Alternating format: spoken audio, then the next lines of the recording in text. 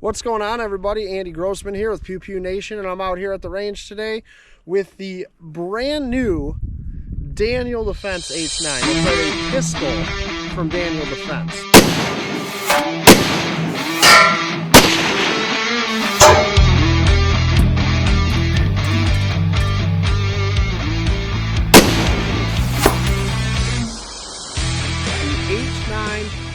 Based off of the old Hudson H9 from 2017 that was released at SHOT Show in 2017.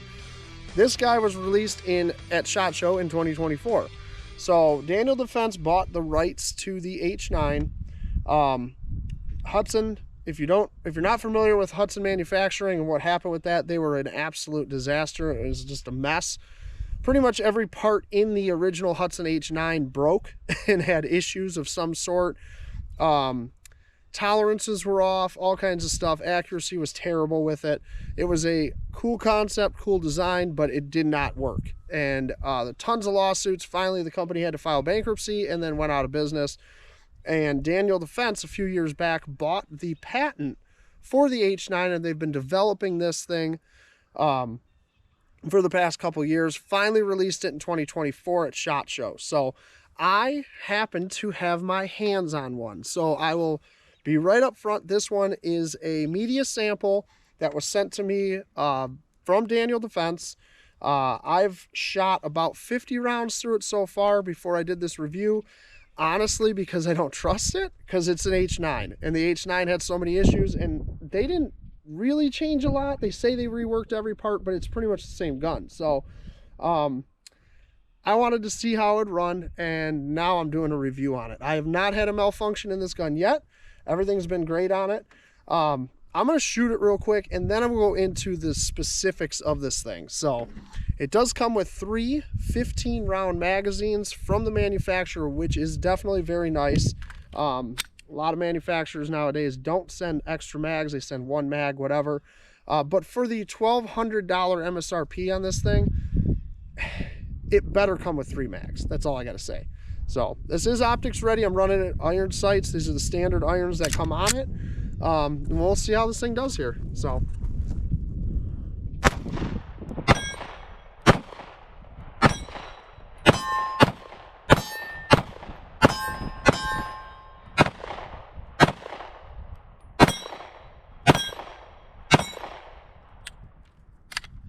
okay, it runs pretty decent. I pulled quite a few shots there. I'm at about 21 feet right now, shooting steel.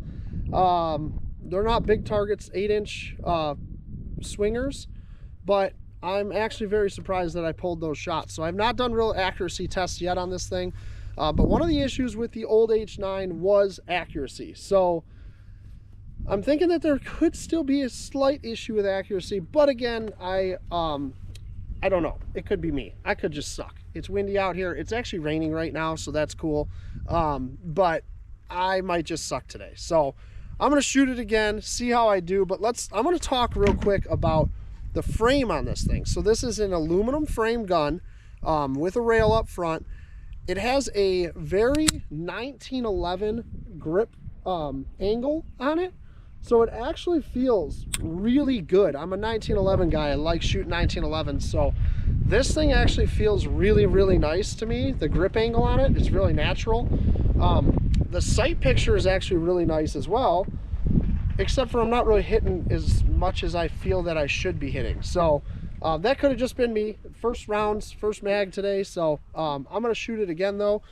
And we'll see how this bad boy runs and see if it actually will work. So, and we got a stovepipe, and now I got a double feed.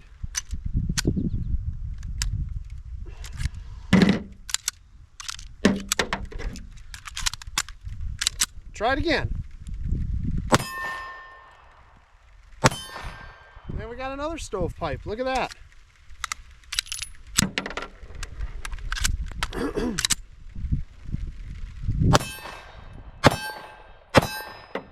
And failure to feed. So I'm noticing a trend here, unfortunately, and Now we're all sorts of jammed up, actually.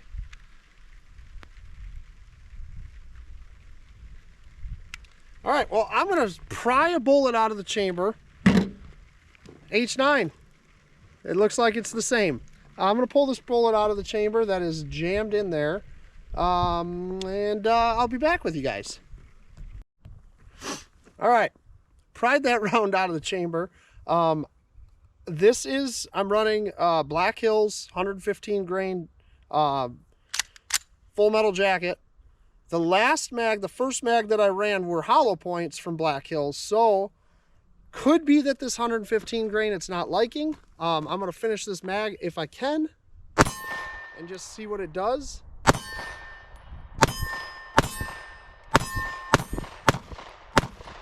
Okay, ran through that.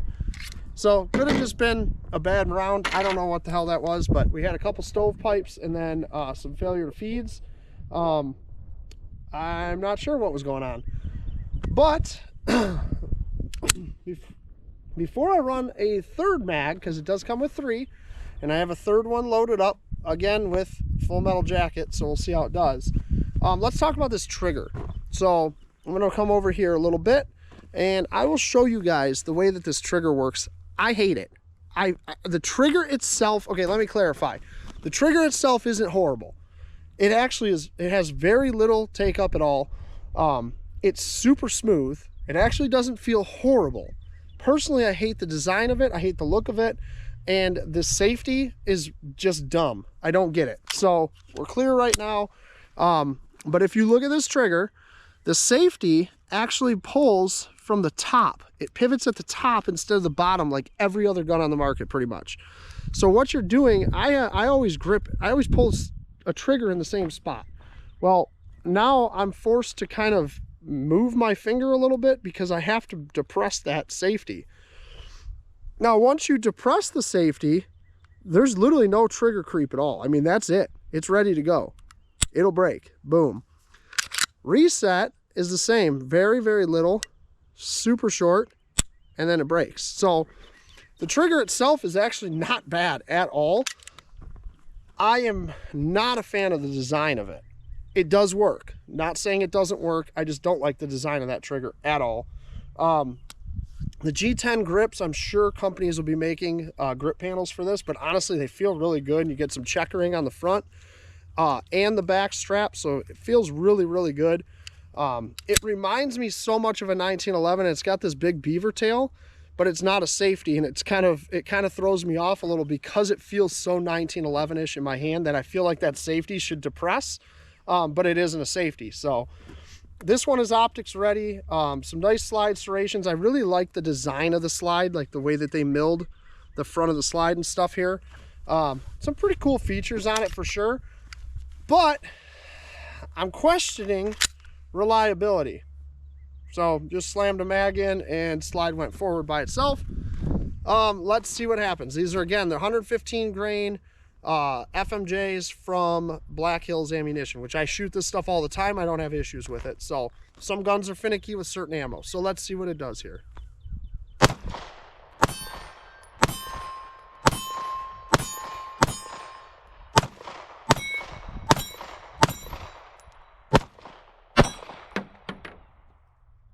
And we got a feed issue again, as you guys can see there.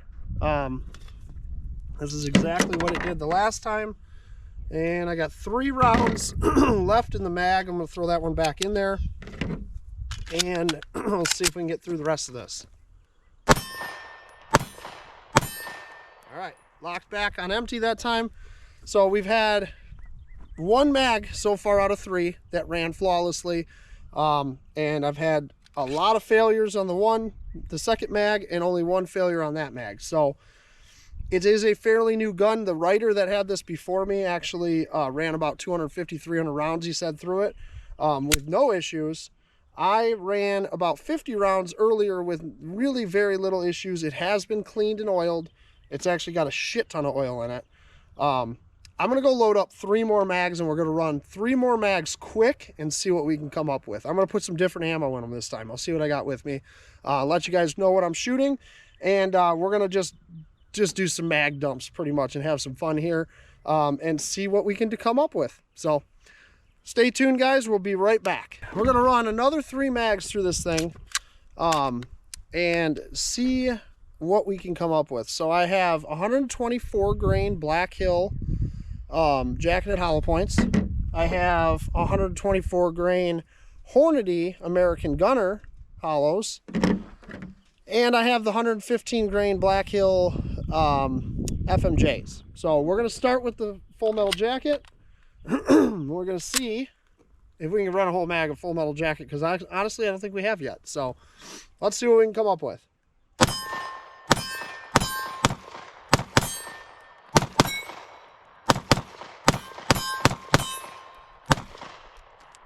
Okay, ran good. So let's see what happens. Closed by itself, but these are the, what did I just put in there? Those are the Hornadies I'm shooting next. So let's see how we can do with these.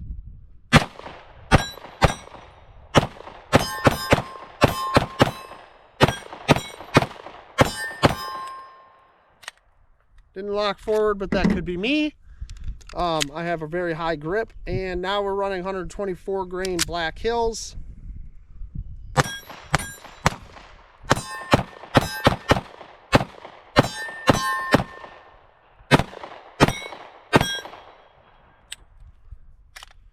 And I had 0 malfunctions. I don't know. So I would say it's semi-reliable.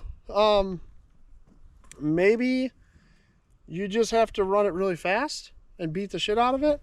I don't really know, but this thing is full of oil. It was cleaned before I shot. So I'm not sure. Right now, I would have to run some more rounds through this thing and really figure out what's going on, why I was having those issues, because I had 3 mags that I just ran with 0 issues. So take it for what it is, but the new Daniel Defense H9, honestly, in my opinion, is a very nice feeling gun. It shoots well. I am having a little bit of accuracy issues. It seems like I'm shooting low. I'm looking at my target in front of me, and I know I hit some wood under my steel target. So I think I'm shooting low, but I know my sights are, I'm right on with my sights. Daniel Defense says that they zeroed the sights at 25 yards. I'm at about 21 yards. So I should be good, but it could just be me needing to adjust for the gun. I don't know, but whatever it is, it seems decent. Reliability is iffy, I'm going to say right now. Maybe later on down the road I'll do a follow-up video and see how this thing's running after, you know, a couple thousand rounds. But I do like the gun overall. I love the aluminum frame. It feels really good in your hands. It's got good weight. Just over 4-inch barrel. It handles recoil really well. Everybody's talking about the low bore axis on this thing, and I think that's just a kind of a shitty gimmick, marketing gimmick from Daniel Defense, because honestly, I'm pretty sure that Glocks have a lower bore axis than this thing. So, and I'm not a Glock guy, but I'm almost positive that Glocks, probably most SIGs, have a lower bore axis than this, or about the same. So I wouldn't really say that's a feature. They're advertising it, they're talking about it, but I don't really think that's a big deal. Just because I don't think it's really that great. So gun overall though, very nice. I'm impressed with it. $1,200 price tag I feel is a little high for what the pistol is, but it's Daniel Defense. They're known for their premium stuff, their premium ARs, and now they're in the pistol world. So make sure you guys go check these things out over at Daniel Defense's website, and hit that subscribe button, like this video, leave us a comment, let us know how we're doing, what you like, and we'll see y'all later. Make sure you guys stay safe out there and carry every day. Thanks for watching, guys.